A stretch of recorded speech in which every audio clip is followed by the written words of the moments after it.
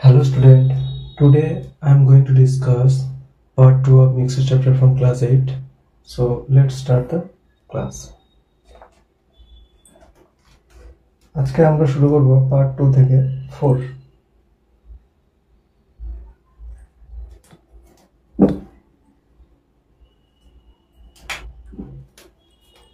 ফোরের দাগের অঙ্ক থেকে আমরা শুরু করব।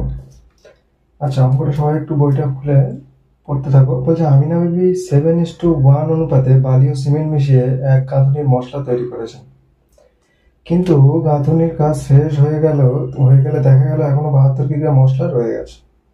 বলছে ওই মশলায় আরো কিছুটা সিমেন্ট মিশিয়ে বালি ও সিমেন্টের পরিমাণের অনুপাত 6:1 করে মশলা তৈরি করলেন। তিনি কত কিগ্রা সিমেন্ট মিশিয়েছিলেন?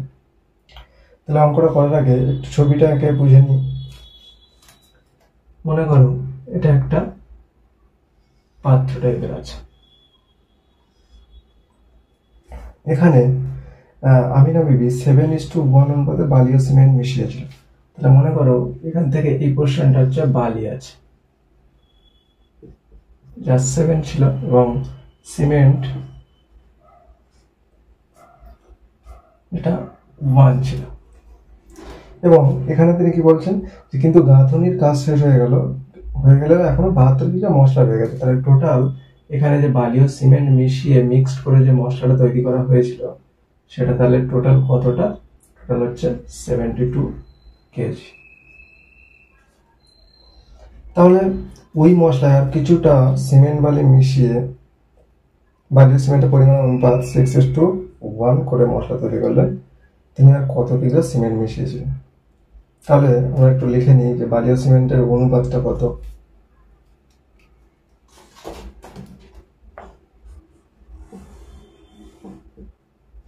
বালি ও সিমেন্টের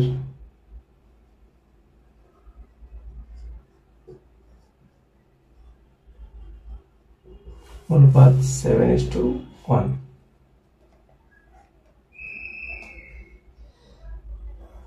তাহলে টোটাল মোট আমাদের কত? তাহলে 72 কিগ্রা মশলা রয়েছে, মোট 72 কেজি মশলা রয়েছে। এই যে 72 কেজি মশলা রয়েছে, এই মশলাটার মধ্যে নিশ্চয়ই বালি আর সিমেন্ট মিক্সড হয়ে আছে। তাহলে এখান থেকে আমরা প্রথম বালি এবং সিমেন্ট আলাদা করে বের করে নেব। তাহলে 72 কেজি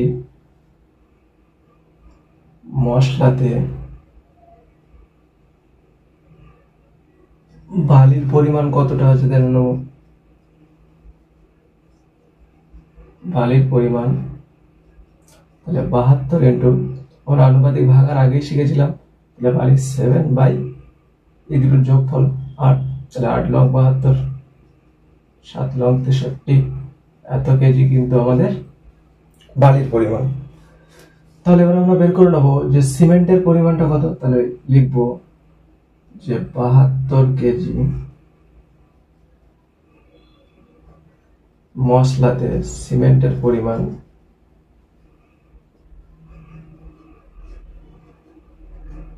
তাহলে কি 72 গুণ 1/8 কাটলাম, কত হলো 9 কেজি। তাহলে 72 কিগ্রা মশলাতে সিমেন্টের পরিমাণ ও বালির পরিমাণ আমরা জেনে গেছি। এবার বলা হচ্ছে ওই মশলায় আরো কিছুটা সিমেন্ট বালি মিশিয়ে না বালি ও সিমেন্টের পরিমাণের অনুপাত 6:1 করে মশলা তৈরি করলেন।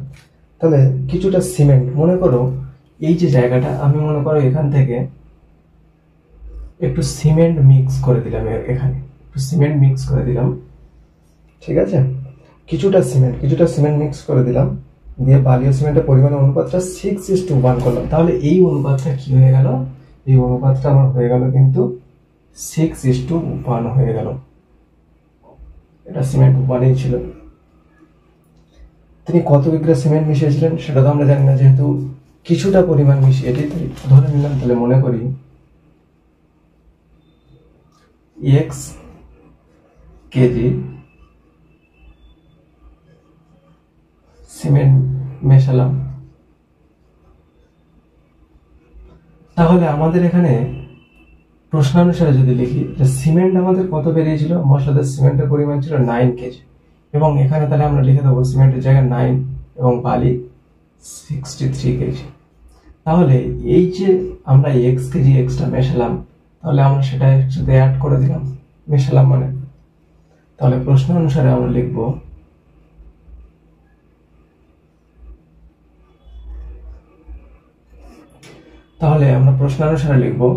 তাহলে বালিটা আমরা লিখে নিলাম 63 এবং তলায় লিখে নেব কিন্তু আমরা সিমেন্ট 9 প্লাস ইকুয়াল টু আমাদের প্রদত্ত রেশিও যেটা দেওয়া ছিল 6:1, তাহলে 6/1।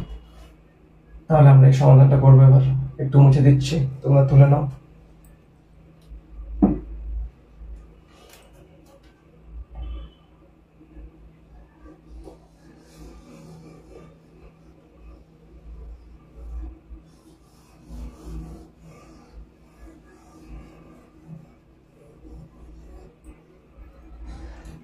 তাহলে আমরা প্রশ্ন অনুসারে যেটা লিখেছিলাম 63/9 প্লাস এক্স ইকুয়াল টু 6/1। বজ্র গুণ করলে আমাদের 6 এদিকে চলে আসলো, 9 প্লাস এক্স এদিকে 63 একটা 63 বা 6×54 প্লাস 6x ইকুয়াল টু 63, বা এটা যেহেতু এখানে প্লাস সাইন ছিল তাই এক্স যুক্ত সংখ্যাকে আমি এদিকে রেখে 63 এখানে প্লাস ছিল ওদিকে ট্রান্সফার করে নিলাম, মাইনাস করে দিলাম, 6x ইকুয়াল টু এখানে আমরা বিয়োগ করে দেবো, তাহলে 63 74 4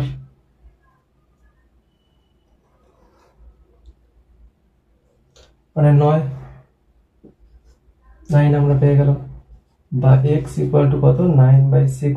একটু কাটাকাটি করে নিতে পারি, 3 দিয়ে কাটছি আমরা, 3 3 9, 3 2 6, তাহলে x ইকুয়াল টু আমাদের বের হলো 3/2। এটাকে আমরা ভাগ করে দিতে পারি, 2 1 কে 2, 1 দশমিক নিলাম 10, 5 2 10, মানে আর 1.5 কেজি কিন্তু আমাদের সিমেন্টের প্রয়োজন পড়লো। তাহলে আমরা অতএব দিয়ে লিখবো যে তিনি কত কিগ্রা সিমেন্ট মিশিয়েছিলেন। তাহলে লিখবো যে অতএব তিনি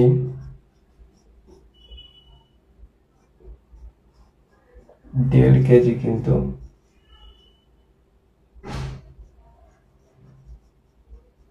সিমেন্ট মিশিয়েছিলেন।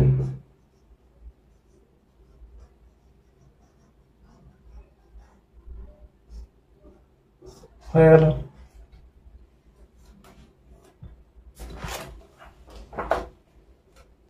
আশা করি সবাই খুব ভালোভাবে বুঝে গেছো।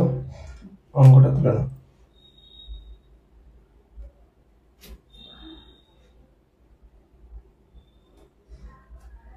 তাহলে আমরা পরবর্তী অঙ্কে চলে আসব।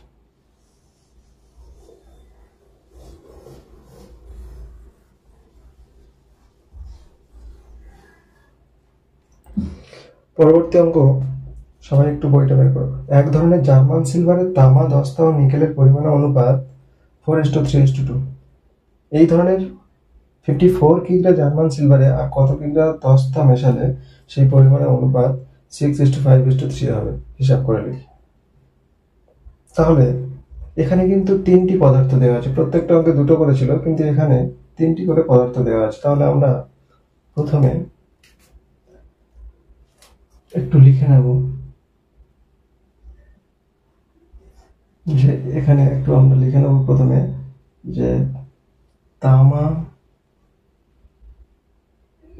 দস্তা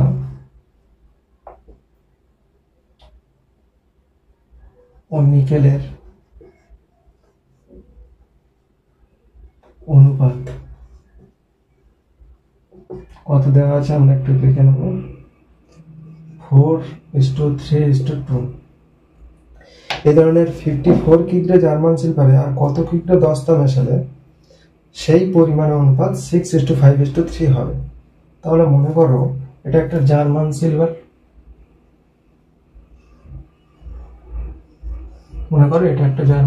আছে এখানে একটা। এই জার্মান সিলভারের মধ্যে তিনটি পদার্থ এখানে আছে, তাহলে কি কি আছে? তামা, দস্তা এবং এটা নিকেল। তাহলে এখানে আমি লিখছি তামা, এটা দস্তা, এটা হচ্ছে নিকেল। এবং এদের রেশিওটা কেমন আছে? 4, এদিকে 3, 2, এই রেশিও কিন্তু আছে। তাহলে এখানে মোট কিন্তু জার্মান সিলভার কত আছে না, এটা টোটাল হচ্ছে এই জার্মান সিলভারটা হচ্ছে সিলভারটা কত? 54 কেজি। তাহলে আমরা প্রথমে 54 কেজি জার্মান সিলভারে তামা কতটা আছে, দস্তা কতটা আছে, নিকেল কতটা আছে প্রথমে কিন্তু আমরা বের করে নেব। তাহলে লিখব, তাহলে মোট 54 কেজি আমাদের জার্মান সিলভার।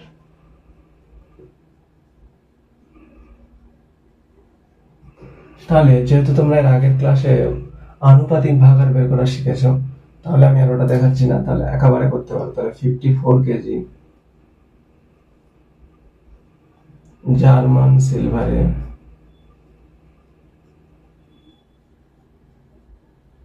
তামার পরিমাণ, তামার পরিমাণ কত হবে? তাহলে 54 ইন্টু তামা 4, বাকি তিনটের যোগফল 9, কাটলাম 6 লং 54, 4 6 24 কেজি।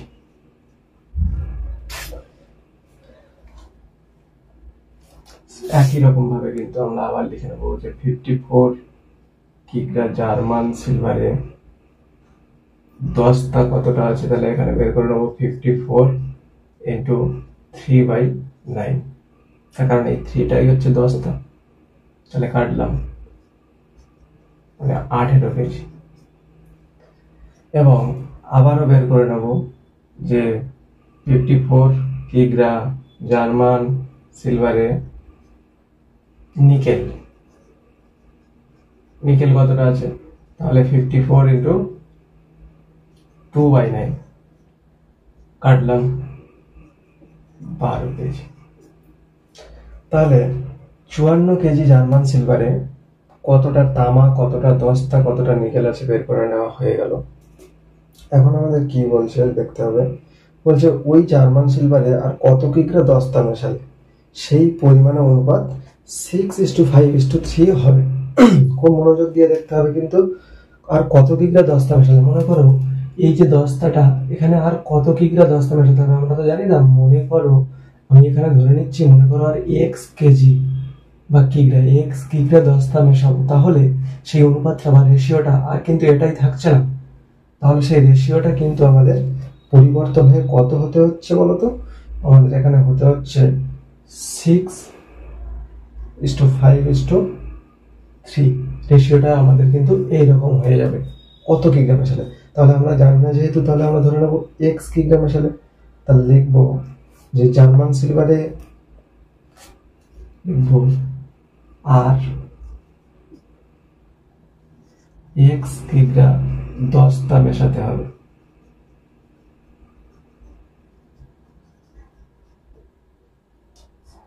হয়ে গেল।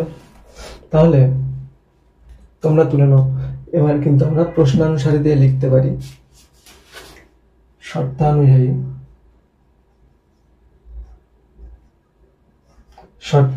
আমরা লিখতে পারি। তাহলে উপরে একটু মুছতে হবে আমাকে।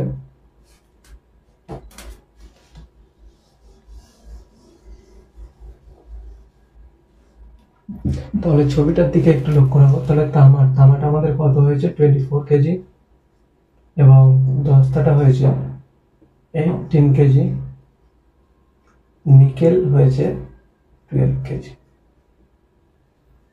তাহলে প্রশ্নানুসারে আমরা যে কোনো একটাকে নিতে পারি। আমরা এখানে দস্তাটাকে নিয়ে নিলাম, 18 কেজি হয়েছিল দস্তা, 18 প্লাস এক্স। তাহলে আমরা কিন্তু যখন এটা দস্তা নেবো তখন তামাটা কিন্তু আমরা উপরে নিয়ে নেবো। তাহলে তামা হচ্ছে 24 ইকুয়াল টু, আমরা কিন্তু কি করব, যে কোনো একটা এদের রেশিওটা নিয়ে নেবো, তামা আর দস্তা 6/5। তাহলে বা আমরা এখানে বজ্র গুণন করতে পারি।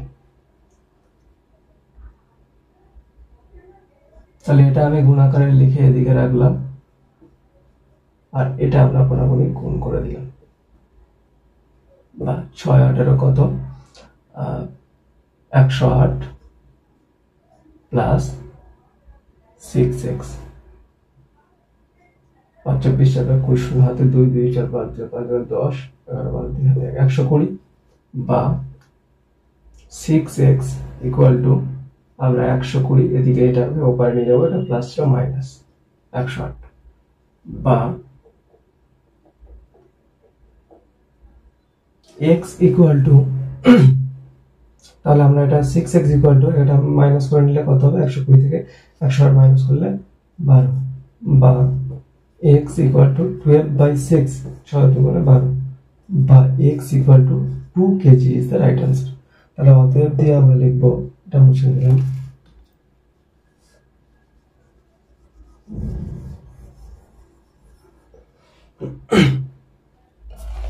তাহলে অতএব দিয়ে আমরা লিখতে পারি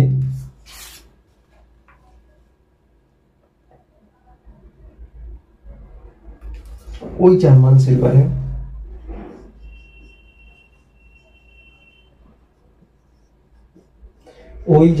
সিলভারে আর 2 কেজি দস্তা মেশালে পরিমাণের অনুপাতটা কি হয়ে দাঁড়াবে, 6:5:3। কমপ্লিট। এই অঙ্কটা কিন্তু ভীষণ ইম্পর্টেন্ট।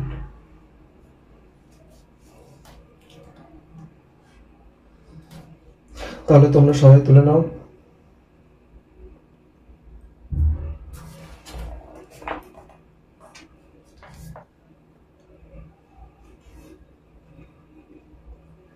তাহলে আমরা কিন্তু পরবর্তী অঙ্কে আসবো।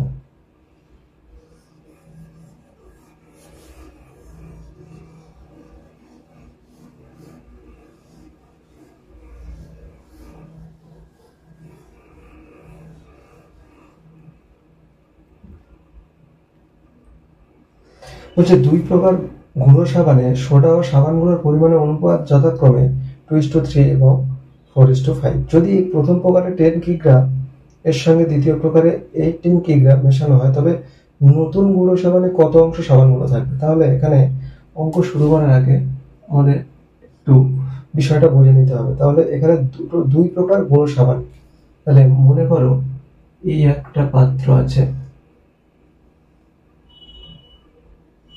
এবং মনে করো এই একটা পাত্র আছে। তাহলে এই দুটি পাত্র, 2 প্রকার গুঁড়ো সাবানে সোডা ও সাবান গুঁড়োর পরিমাণের অনুপাত। তাহলে প্রথম প্রকার, মনে করো এটা হচ্ছে প্রথম, এটা দ্বিতীয় পাত্র। তাহলে বলছে প্রথম প্রকারে, তাহলে অনুপাত কি আছে, প্রথম প্রকারে গুঁড়ো সাবানে সোডা সাবান গুঁড়ো। তাহলে আমি এখানে লিখবো সোডা ইস্টু সাবান গুঁড়ো, তাহলে কত আছে প্রথম প্রকারে, 2:3 আমাদের বলে দেওয়া আছে প্রদত্ত। এবং দ্বিতীয় প্রকারে কিন্তু সোডা এবং সাবান গুঁড়ো, আমি একটু সংক্ষিপ্ত ভাবে লিখছি, সোডা এবং সাবান গুঁড়ো কিন্তু আমাদের রেশিও দেওয়া আছে 4:5। তাহলে এখন বলা হচ্ছে যদি প্রথম প্রকারে 10 কিগ্রা, তাহলে প্রথম প্রকারে গুঁড়ো সাবানের পরিমাণ কিন্তু এখানে আছে 10 কিগ্রা এবং দ্বিতীয় প্রকারে আছে আমাদের 18 কিগ্রা। তাহলে মেশানো হয়, তাহলে নতুন গুঁড়ো সাবানে কত অংশ সাবান গুঁড়ো থাকবে, এটা আমাদেরকে জানতে চাওয়া হচ্ছে। তাহলে আমরা প্রথমে এই যে প্রথম যে পাত্রটা নিলাম, এখানে এই যে প্রথম পাত্রে যে গুঁড়ো সাবানে কতটুকু, এই 10 কেজি গুঁড়ো সাবানে কতটা সোডা আছে, কতটা সাবান গুঁড়ো আছে আমরা কিন্তু বের করে নেব। তাহলে চলো লিখবো প্রথম ক্ষেত্রে, তাহলে কি করব না, প্রথম পাত্রে তাহলে সোডা করে 10 কেজি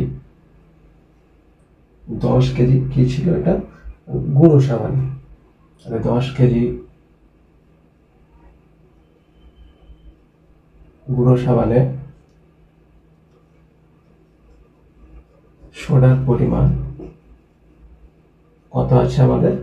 10 কেজি গুঁড়ো সাবানে সোডার পরিমাণ আমরা কিন্তু বের করবো 10 ইন্টু এর আনুপাতিক সোডা 2 ছিল, এখানে 5, তাহলে কাটাকাটি করলে 5 দুগুণে 10, মানে 4 কেজি কিন্তু আমাদের সোডা আছে। তাহলে আবার আমরা লিখবো যে 10 কেজি গুঁড়ো সাবানে সাবান গুঁড়ো আমাদের কত আছে? তাহলে 10 ইন্টু 3/5, তাহলে আমরা এখানে কাটাকাটি করলে 5 দুগুণে 10, 3 দুগুণে 6, 6 কেজি। তাহলে আমরা কি পেলাম? 10 কেজি গুঁড়ো সাবানে সোডা এবং সাবান আমরা কিন্তু পেয়েছি, এবং সেটা কত না 4 কেজি আমরা সোডা পেয়েছি। সোডা তাহলে আমরা এখানে ছোট্ট করে লিখে নেবো 4 কেজি, এবং এখানে 6 কেজি আমরা কি পেয়েছি? সাবান গুঁড়ো। সাবান গুঁড়ো আমরা এখানে 6 কেজি কিন্তু লিখে দিলাম। তাহলে আশা করি সবাই বুঝতে পারছো। এবং আমরা দ্বিতীয় ক্ষেত্রে এবার বের করে নেবো। তাহলে দ্বিতীয় ক্ষেত্রে সেম প্রসেস, খুবই সোজা অঙ্ক।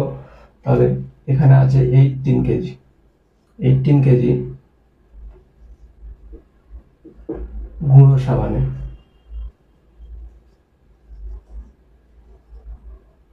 সোডার পরিমাণ কত হচ্ছে আমাদের? 18 ইন্টু 4/9, 9 দুগুণে 18, 4 দুগুণে 8 কেজি।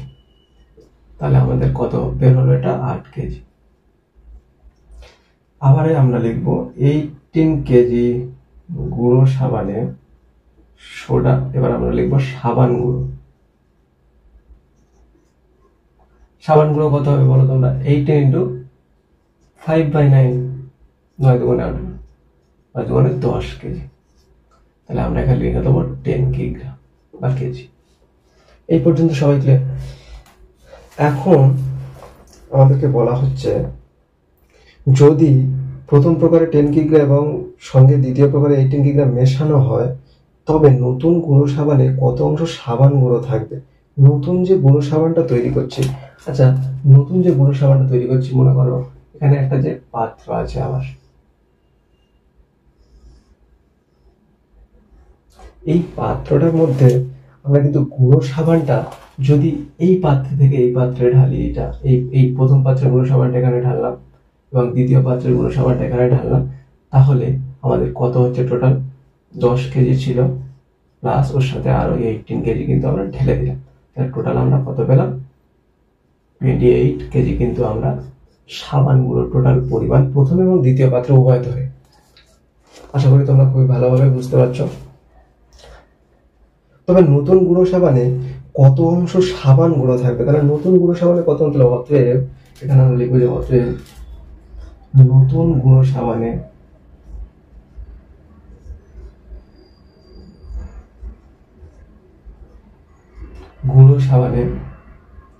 সাবান গুঁড়ো থাকবে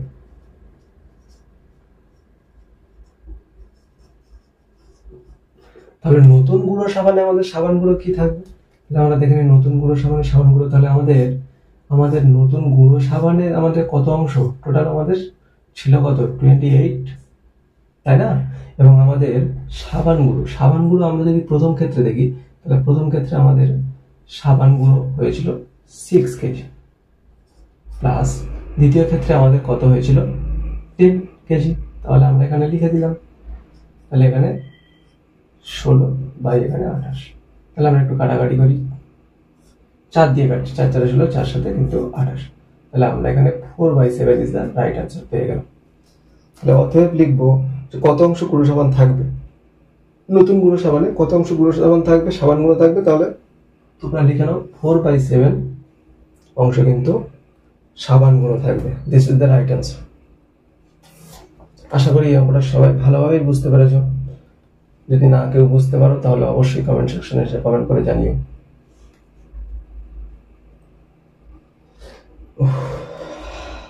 তাহলে আমরা পরবর্তী অঙ্ক, অর্থাৎ আজকের ক্লাসের লাস্ট অঙ্কতে চলে যাব।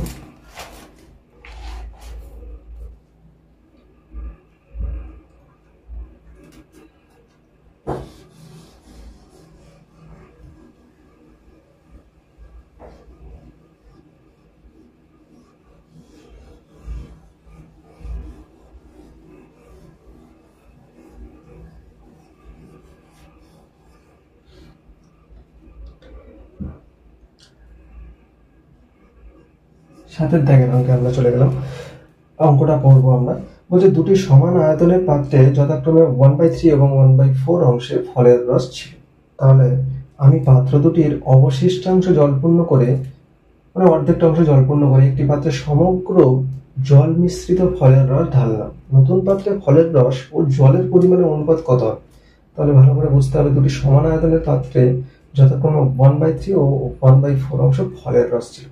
তাহলে আমরা কিন্তু অঙ্কটা করার আগে বিষয়টা বুঝে নেব। মনে করো দুটি এটা গ্লাস আছে, মনে করো এই দুটি গ্লাস আছে।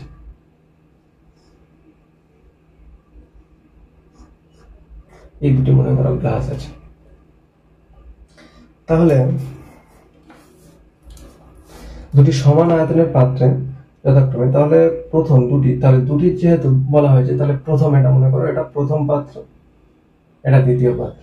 তাহলে এই যে প্রথম পাত্র এবং দ্বিতীয় পাত্র আছে, এখানে কিন্তু আমাদের বলছে কি না, প্রথম পাত্রে ফলের রস আছে, মানে এই মনে করো 1/3 অংশ। কেন বললাম? তার কারণ এই পুরো অংশটাই তো আমাদের এক অংশ না, সম্পূর্ণ অংশটা। তাই আমাদের মনে করো এই অংশটুকুতে ফলের রস আছে, ফলের রস। দ্বিতীয় পাত্রটিতে সেম, এই অংশটাতে আমাদের কিন্তু 1/4 অংশে আমাদের কিন্তু কি আছে, ফলের রস আছে। তাহলে বলা হচ্ছে আমি পাত্র দুটির অবশিষ্টাংশ জলপূর্ণ করলাম, মানে অবশিষ্ট মানে যেটা পড়ে আছে, এই বাকি যে অংশটা, এটা কিন্তু আমি কি ভর্তি করলাম, জল ভর্তি করে দিই।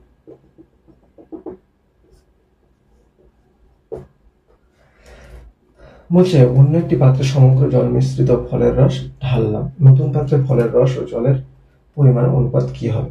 তাহলে আমি এখানে প্রথম ক্ষেত্রে দুটি সমান আয়তনের পাত্রে, প্রথম পাত্রে আমি কিন্তু ফলের রস এবং জলের পরিমাণটা বের করে নেব। তাহলে লিখব প্রথম পাত্রের ক্ষেত্রে, তাহলে লিখব কি, প্রথম পাত্রের ক্ষেত্রে কি লিখব, ফলের রস কিন্তু আমাদের পরিমাণ বলে দেওয়া হবে, ফলের রসের পরিমাণ কত আছে, 1/3 অংশ। এবং আমরা যদি এই পাত্রে, প্রথম পাত্রে জলের পরিমাণ তো অবশ্যই বের করতে পারবো, তাহলে লিখবো প্রথম পাত্রে তাহলে জলের পরিমাণ কত হবে। তাহলে জলের পরিমাণ কত হবে, আমাদের এই অংশটুকুতে আমাদের কি আছে, ফলের রস আছে, কিন্তু অর্ধেক অবশিষ্ট অংশ যেটা পড়ে আছে সেটাতে জল আছে। তাহলে আমরা জানি সম্পূর্ণ অংশ, তাহলে আমরা এখানে ছোট্ট করে একটু লিখে নেবো, আমরা জানি সম্পূর্ণ অংশ ইকুয়াল টু এক অংশ, মানে টোটাল এই পুরো অংশটাই কিন্তু এক অংশ। তার মধ্যে আমাদের এই অংশটা ফলের রস ছিল, তাহলে বাকি অংশ বের করতে গেলে সম্পূর্ণ অংশ থেকে যে অংশটা ফলের রস আছে, আমরা যদি সেই অংশটা বাদ দিয়ে দিই, তাহলে কিন্তু আমরা জলের পরিমাণটা পেয়ে যাব। তাহলে এটা মাইনাস করলাম, 2/3 অংশ কিন্তু আমাদের প্রথম পাত্রে কিন্তু জল আছে। খুবই ভালো করে বুঝতে হবে অঙ্কটা। আচ্ছা, তাহলে এবার আমরা দ্বিতীয় পাত্রের ক্ষেত্রে,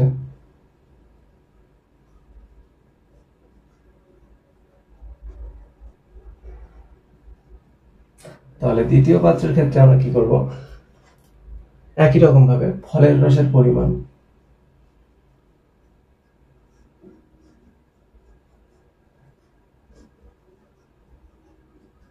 আমাদের কত ছিল, 1/4 অংশ। এবং এখানে আমরা তাহলে সেম একই রকম ভাবে, তাহলে জলের পরিমাণ বের করতে গেলে আমরা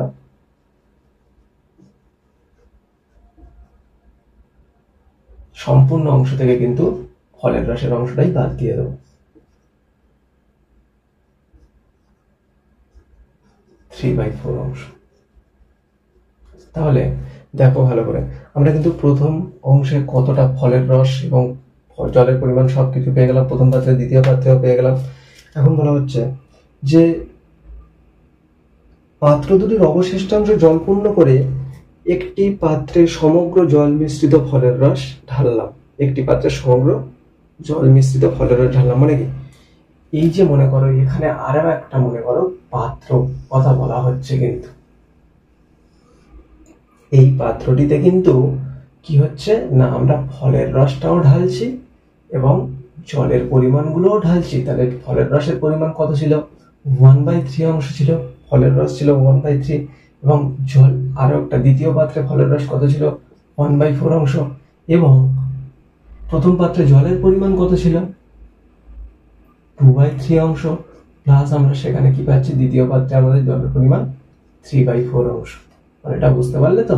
মানে টোটাল এখানে দুটি পাত্র বলছে, পাত্র দুটির অবশিষ্টাংশ জল পূর্ণ করে একটি পাত্রে সমগ্র জল মিশ্রিত ফলের রস জানলাম। মানে জলের সাথে মিক্সড করে যে ফলের রস হয়েছে এখানে তৈরি হয়েছিল, তাহলে সেটাকে আমরা কিন্তু একটি পাত্রে কিন্তু ঢেলে দিলাম সব। ঠিক আছে, তাহলে আমি ফলের রসটা এবং জল কিন্তু ঢেলে দিলাম। তাহলে এখন কথা হচ্ছে নতুন পাত্রে ফলের রস এবং জলের পরিমাণের অনুপাত কি হবে? তাহলে আমরা লিখব যে নতুন পাত্রে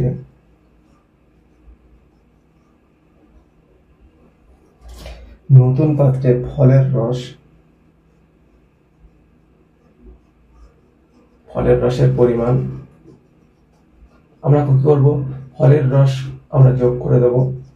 তাহলে লসাগু করলে কত হচ্ছে? 3 4 12, ভাগ করলে 3 4 4, প্লাস 3 4 12, 3 1 3, মানে 4 3 7/12 অংশ আমরা কিন্তু বের করলাম। চলো আমরা একই রকম ভাবে নতুন পাত্রে জলের পরিমাণটাও বের করে নেব।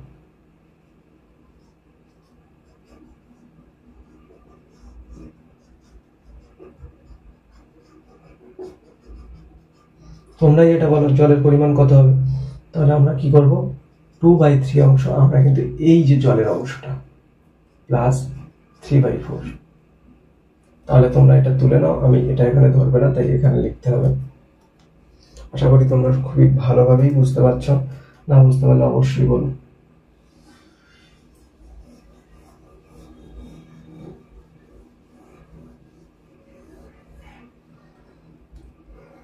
তাহলে এখানে আমরা ভগ্নাংশের যোগটা করে দিতে পারি। 12 লসাগু হচ্ছে 3 4 12, 4 4 2 8, প্লাস 3 4 12, 3 3 3 9, মানে 8 আর 9 যোগ করলে 17/12। তো চলো আমরা কিন্তু নতুন পাত্রের পরিমাণের অনুপাতটা, রেশিওটা কিন্তু এখনো বের করিনি।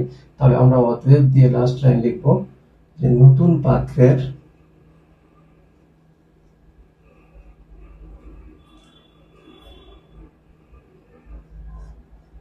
ফলের রস এবং জলের পরিমাণের রেশিও ইকুয়াল টু কত হবে? তাহলে আমরা কিন্তু লিখে নেব ফলের রস আমরা বের করেছিলাম কত? 7/12:17/12। তাহলে দেখো উভয় দিক থেকে আমরা কিন্তু 12 মনে মনে কেটে দিতে পারি। তাহলে আমাদের পড়ে আসে কি 7:17 ইজ দ্য রাইট অ্যান্সার। আজকের ভিডিওটা এখানেই শেষ করলাম।